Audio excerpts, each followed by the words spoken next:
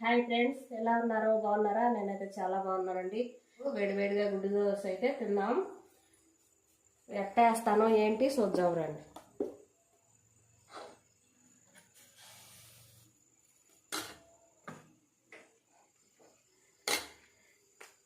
గుడ్డు దోశ నేనేం వెరైటీగా ఏం చేయనులేండి, అందరూ వేసుకునేటట్టే నేను వేస్తాను. కారం అయితే వేసుకున్నాను, లైట్గా నూనె అయితే వేద్దాం.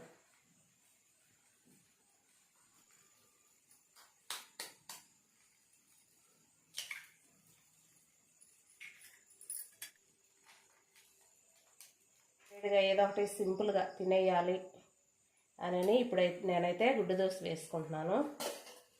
గుడ్డు దోశ ఎలా ఉందో టేస్ట్ చూసి చెప్తా. చాలా బాగుందండి.